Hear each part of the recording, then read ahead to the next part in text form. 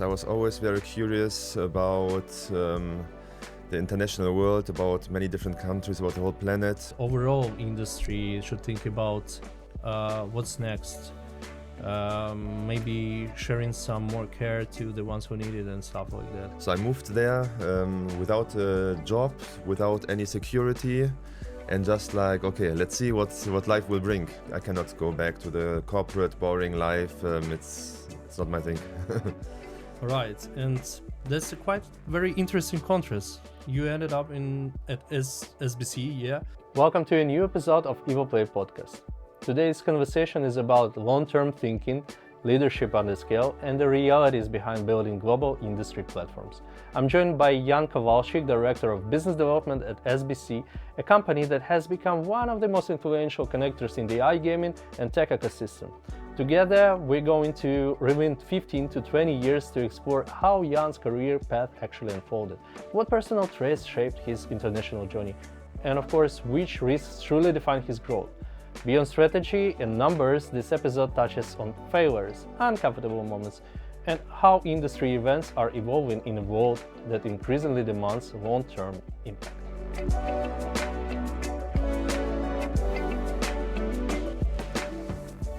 So, as I said, today's guest is Jan Kowalczyk, the Director of Business Development at SBC, and I'm very happy to have you here.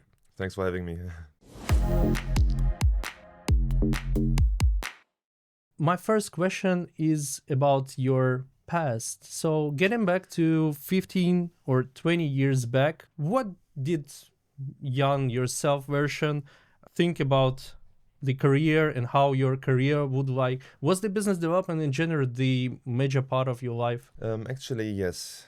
I was always very curious about the international world, about many different countries, about the whole planet, right? So I decided to study international business and management was the course. That's where I went to the university in the Netherlands, right? So I did this study in the English language, so it was also a bit challenging for me back then. I was not used to speaking English so much, so that was a good experience. All right. And what major bottleneck was that time for you? What major trait do you think helped you most in building your career? I mean, major trait that helped me build a career is I think I'm good with people. I understand different cultures. I traveled a lot in my life, and I know how to adapt also to different cultures. And this helps me to do business at the end, because if you understand people, then you can have better conversations with them also, and you can do international deals. That's fascinating. Like, thank you for sharing that. And getting back in the days, what was the major risk or the major career risk, if I can say, for you, which and did it pay back? I mean, the risk was for me back then when I moved to Asia. I just finished my university degree. I worked 2 or 3 years in Amsterdam, and then I wanted something more. Life was getting maybe a bit too boring for me, and I was like, okay, I'm going to Asia. So I moved there without a job, without any security, and just like, okay, let's see what life will bring. And then I actually found a very good job with a Swiss startup in Ho Chi Minh City in Vietnam. So I stayed there. So I stayed over 5 years in Vietnam. All right. So getting experience from the EU, getting something from Vietnam or Asia, if I can say. And since we mentioned the changes in the geography, how about changes in the scale of the companies? Because I remember you work for the startups and for the big companies. Is there, well, of course, there is a difference, but is there anything you must admit? What dramatically changes when you are switching? Yeah, I mean, me personally, I really prefer to work for startups. Everything just goes a lot faster. At big companies, I always have the feeling like they want to play it safe. And at startups, on the other hand, they are more ready to take a bit of risk, calculated risk, and take more actions. Mm-hmm. Right? So I love this. For me, I cannot go back to the corporate, boring life. It's not my thing. All right. And that's a quite very interesting contrast. You ended up at SBC, yeah. And how does it enter your life?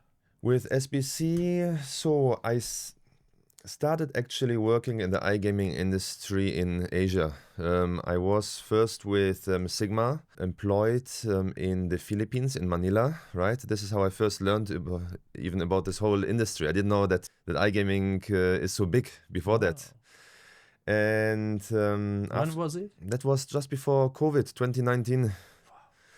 And then, but then COVID hit, and suddenly events were like in-person events were not even allowed anymore.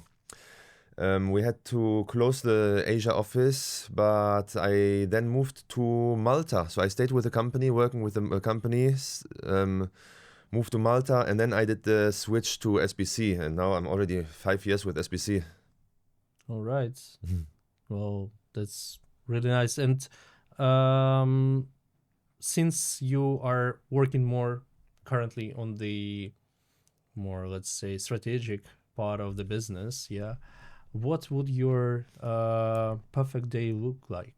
My perfect day, when it comes to my job, is at the end it's also about bringing in deals, right? A perfect day is when I get positive responses from my clients, where they want to do more with us, they want to do additional sponsorships with us, where they want to increase their booth size. That's a perfect day at work for me, right? And the last few years were very, very busy because like so much is happening. The iGaming industry keeps growing, and SBC had an intense growth over the last 3-4 years, really intense. Okay, and what was the one lesson SBC taught you? I mean, when it comes to lessons that I learned during the last years is also to stay maybe more patient, not to always expect everything to happen directly. I'm working now with people from all over the world. I have clients from probably like 30, 40 countries. So learning to be patient and also learning to deal with different cultures, different people from different countries. That's something I learned even more in the last years. All right. Well, that sounds interesting. And getting back into more business part, how do you measure the success of how successful event was? Or what are the metrics you are taking into consideration most? Yeah, so we actually analyze this already during the show, where we look at the conference, we see how the panels went, was the conference room packed or not, were there good discussions. We talk to the exhibitors, see if they were happy with the event, if they found a lot of new leads, met a lot of new contacts. And then also after the show, we do send out questionnaires. These are important for us. A lot of people fill out these questionnaires. And generally, SBC events come back with very positive feedback from the attendees, that most of the time they say that they really liked it. But we also learn about this. We learn always what we can improve, how we can get better from these questionnaires. Wow. Thank you for sharing that. I was really curious about these local events, which are really popular nowadays. You're one of the leaders in that. And my main question comes to, is it worth to keep 6 or 8 local events, or maybe it is better to have 3 but big ones? That's a good question. Look, I think it's important to differentiate between the big events and the more local, more focused events. I think it would be wrong to say that they are just smaller versions of the really big ones, because they are not. These events are important in my opinion, because there we have time to really go into detail. We bring the regulators, we have very detailed discussions about new regulations, about entering a certain market. So we do need these focused events for specific markets, just because we can get a different focus than at the big event. So in my opinion, yes, we need to have these small focus events. Getting back to Europe, since you already mentioned that, I remember you guys have a lot of different charity projects and social activities. Your recent player protection zone for the safer gambling, and of course the Legends charity football game. How does it impact your business, and how does it influence overall operation? Yeah, so these are very important topics for us as internally at SBC. This also gives me and all our employees a sense of purpose, right? Because these are topics that are important for the whole, for all people in the world, and especially the vulnerable people. So we at SBC give also the regulators and operators a chance to discuss this in a good atmosphere, and to make changes that then actually help to protect the players. Or on the other hand, the charity game was also something great. What I liked about this is like it brought the industry together, because we had competitors who usually do nothing together. They were all on board for this. They were all supporting this good cause. And we brought people from all companies from all across the world together for a good cause. So it was something very important. All right. And thank you. That's really amazing. And of course, both each of your competitors should think about, not your, but overall industry should think about what's next. Maybe sharing some more care to the ones who need it and stuff like that. The final question, looking 5 years ahead, how do you think the iGaming events will evolve? And of course, what emerging markets you see and what your competitors underestimate right now?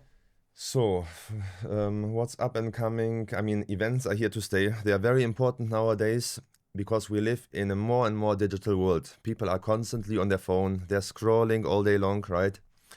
So events where people can meet person to person, they will stay very relevant. And this is where business is being done. I always say it's not just business to business, but it's person to person, right? You meet somebody, you form some kind of relationship with them, you trust them. So events are there to stay. I just think that in the future, maybe attendees will be more picky about the number of events they attend and which events they attend. It's important that the event has a real purpose and actual benefits, and it's not just about going out and meeting because somebody said we should. No, it's important that this expo brings you a lot of benefits for your business life. Yeah. And maybe do you attend any other events except iGaming ones?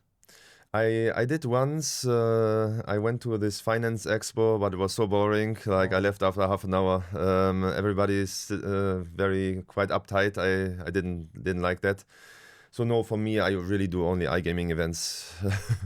I mean, just for getting more insights from the other shows, what do and do not and stuff like that. I did the tech show in Lisbon just to see how they do it, all the different branding. That was interesting, yes. But most of the time I'm at the iGaming events. Okay, brainstorming inside.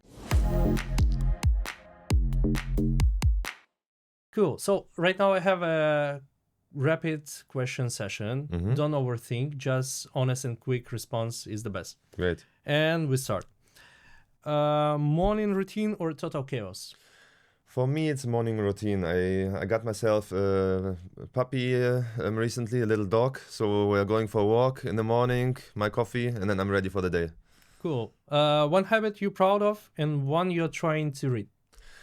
I'm proud of being a good employee, doing a lot of business for the company. I achieved a lot in the last years. It's something I'm proud of. I'm trying to stop smoking. Smoking. All right, fair enough. Business book you recommend most? I recently read one. It was called The Sales Acceleration Formula. Very good. A guy about a sales leader from HubSpot who grew the business from 0 to 100 million. Was quite interesting. The next one, the country you could live in the next 5 years. I'm staying in Spain. I just moved 2 years ago to Valencia, and I love it there. Nice nature, great food, and amazing people. So I'm planning to stay there. Airport lounge or city exploration between the meetings? For me, city exploration. I'm always curious. I want to go out and see new things. So yeah, that's for sure. And the biggest luxury you allowed yourself during your travels? Luxury. One thing that I really like are these headphones that are noise cancelling. This helps when you're in the plane, when you're at really busy airports. This is something I like. All right, fair enough. Work-life balance, myth or reality? Look, it's not easy. It's not easy to achieve a work-life balance. One thing that helps me personally now is the dog. Instead of going to the laptop in the morning, I first go outside. I have a bit of sunshine. I have a walk. It's a completely different start in the day. So that's something I can really recommend. Oh, I can imagine. And tell me last thing that surprised you. Something that surprised me in the world, or you mean like in general? In general. In general, what surprises me is how the world changed in the last years, how fast technology is moving. It's crazy. Like, I really didn't imagine that everybody is now constantly on their phone. Everybody is in front of screens. Like when I was younger, this was not the case. So this surprised me. All right. Thank you for being so frank, and thank you for sharing so many insights today. Thank you, Alex. I really appreciate it, and I hope to see you next time. Super. Thank you very much. Yeah. Thank you. Great.